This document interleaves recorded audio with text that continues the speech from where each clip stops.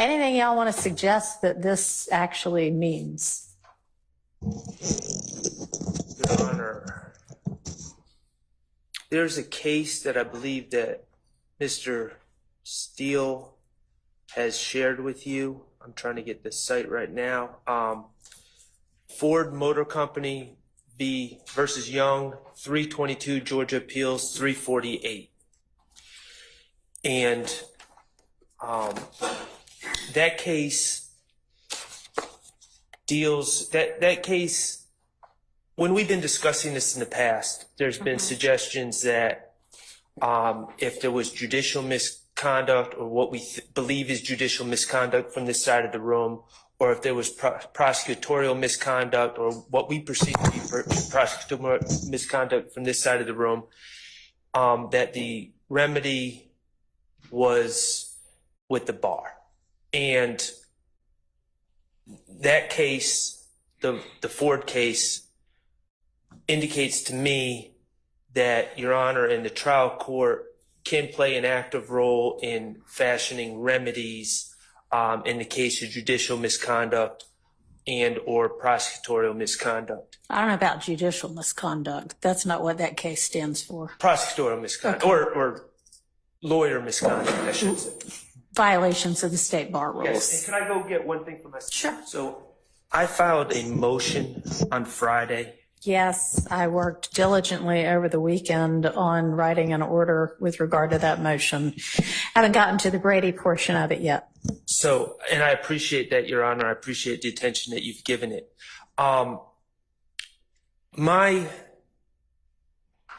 That motion in the beginning lays out things that I've observed, that I've felt have been highly irregular about this case. The point of my inclusion of that in my motion was not to draw extra attention to it or for anyone to feel sorry for me or anything else, because it's really about my client, Mr. Stillwell. But the purpose of it was to try to inform the court, at least from my perspective, and I think the perspective of some of my colleagues, that things have been irregular in this case. And that there are real life consequences and consequences to the trial when we perceive what we believe is the lack of an impartial trial judge and also of prosecutorial misconduct. In this case, from my perspective, we've had, with the ex parte communications in themselves, I don't believe that there was a valid reason to initiate the meetings. I believe that the state and members of the state's prosecution team in particular took something very small and jumped to unbelievable conclusions as a way to get their foot in the door of the judge's chambers to have a discussion. And there were at least 2 discussions that took place.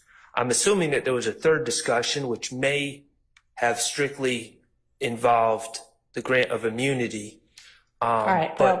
Right. I think we cleared that up on Friday because we specifically asked, was there any hearing or any kind of ex parte, anything with regard to getting the order, or was it just the motion being filed? So, right. I mean, I don't have any reason to believe there's yet another one, but.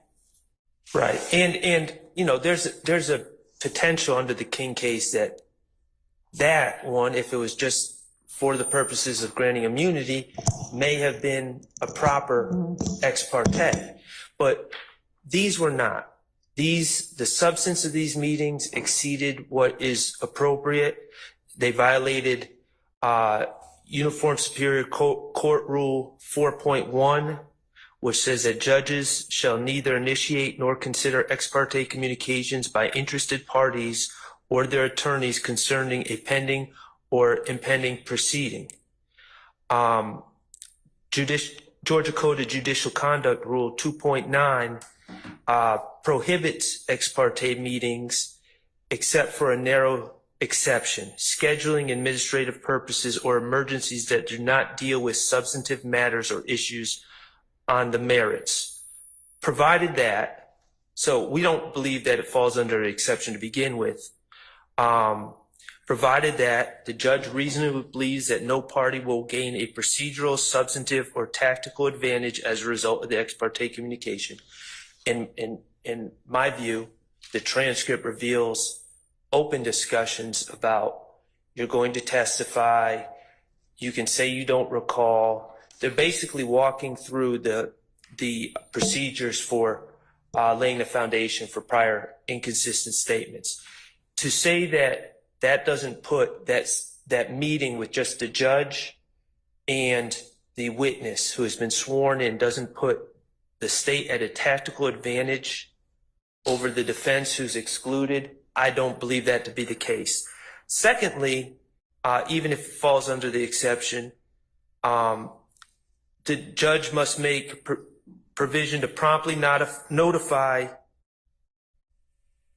and give the parties the substance of the ex parte communication and an opportunity to respond. We were not promptly notified. We found out through, I keep saying, doggedness and happenstance. I believe that's what it was. We learned about it, and then when we asked for an opportunity to respond, we were promptly greeted with an invitation to go to the jail for 20 days. So that was violated. The Georgia Rule of Professional Responsibility Rule 4.2 regarding communications with a person represented by counsel. The state, it's the worst kept secret in this courtroom that John Melnick represents Kenneth Copeland. Worst kept secret. Everyone knew that. I knew that, and that's why I called Mr. Melnick. Okay. The state is somehow claiming that in this case where the world is watching, it's a huge case, that they did not know that Mr. Melnick was representing Kenneth Copeland, and they went behind Mr. Melnick's back and initiated conversations with Mr. Copeland. Let's be frank, all these gentlemen are facing RICO charges with overt acts going back to 2013. So this is not a case where Mr. Copeland could not possibly be prosecuted. He could easily be indicted. He could easily be indicted and put with the rest of the gentlemen who were severed off of this case and be in Rice Street right now. He was in legal jeopardy when the state was seeking to speak to him outside the presence of his attorney. From our perspective, that was a knowing violation of Georgia Rule of Professional Responsibility 4.2.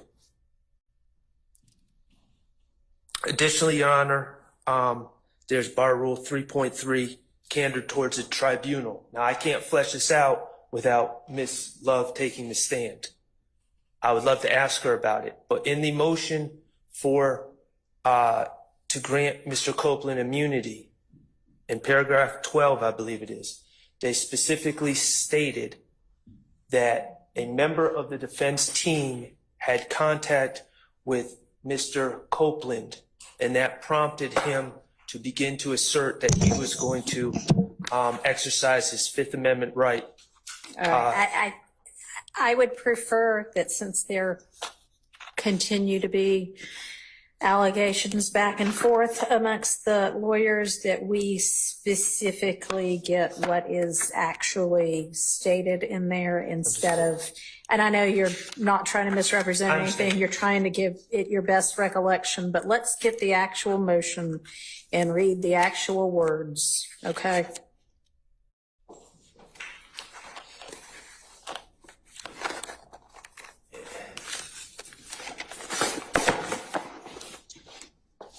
I've got it somewhere. Okay, and I've got it right here, Your Honor, from Ms. Persifield's email to us.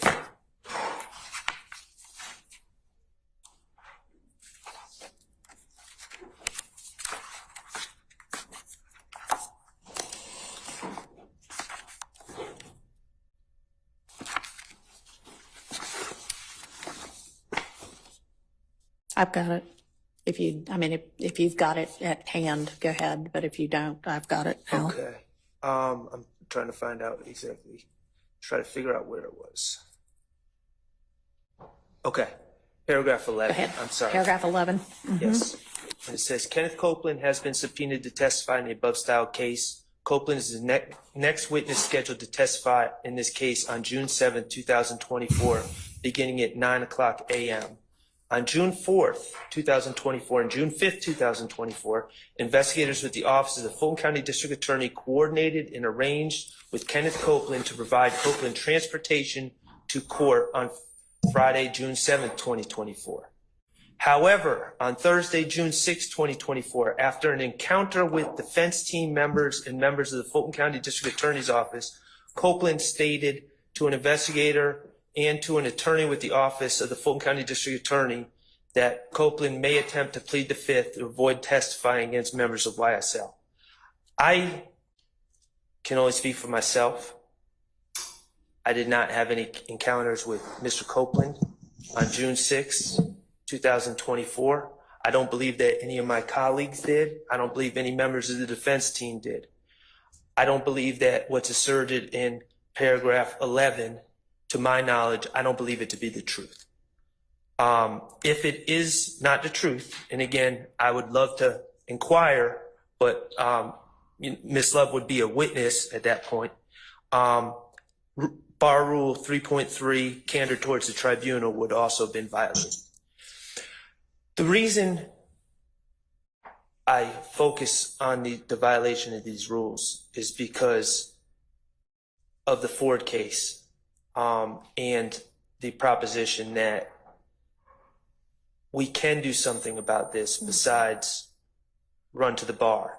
And that makes sense because it's ultimately if, and I say it did happen, and I say the transcript establishes that it did happen. And you have the transcript, Your Honor. We have in the transcript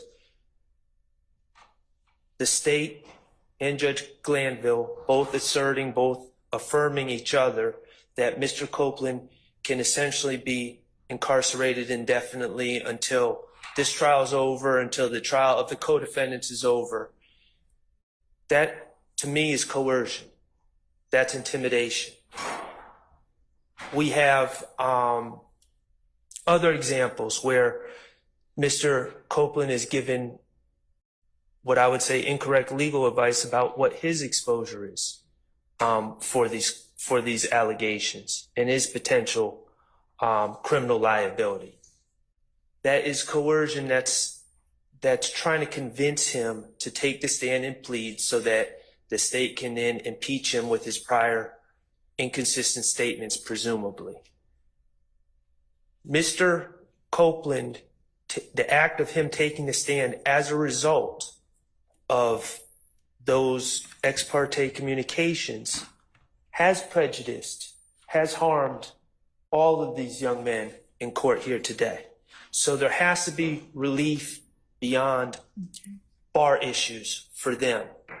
Your Honor, I'm not going to repeat everything in my motion. You have my motion. I know you've read my motion. But they have a right to a trial. They have due process rights. They have a right to a trial free of prosecutorial misconduct if that misconduct rises to the level of a due process violation. They have an absolute right to a fair trial and due process in front of a fair and impartial trial judge. They also have the right to be present at all critical stages of the proceedings, including, I'm saying, and I think it's fairly clear, that those ex parte communications talking about the witness under the Scudder case that I provided to the court before, that was a critical stage and they were unlawfully excluded. And of course, there's no way we could have acquiesced because we knew nothing about it ourselves. So those are all violations that have harmed these individuals.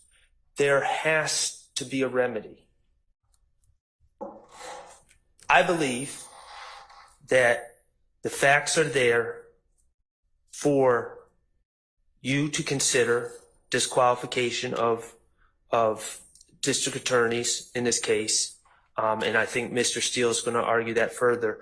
But also, I believe that the facts are there under the Wilson case, as well as the State v. Jackson, 306 Georgia 626, Anderson v. State 285 Georgia Appeals 166, and Wilson v. State 233 Georgia Appeals 327. Wilson v. State 233 Georgia Appeals 327. All right, and those are the three cases that y'all gave me a couple of days ago. About goading. Yeah. And the reason I cite to those cases, because it's not often, well, it would be never probably, that a district attorney or prosecutor is going to say, yes, I did this intentionally, I did this to goad. These cases looked at the egregiousness of the violation, the experience of the prosecutors involved. Ms. Love is a chief deputy district attorney in the office, head of the unit All right. that deals. Can I interrupt you for just a minute? So all of this is in your motion, and if and when we get to that point, that would be an appropriate argument, but let's Okay, well, that pause you it for asked, now. I have it. you asked where we are right now, and that's from my perspective, that's where we are right now. All right. And I don't mean you can't argue anymore. I just mean No, I understand. the information about their qualifications is in your motion. Yes, Your Honor. All right. Thank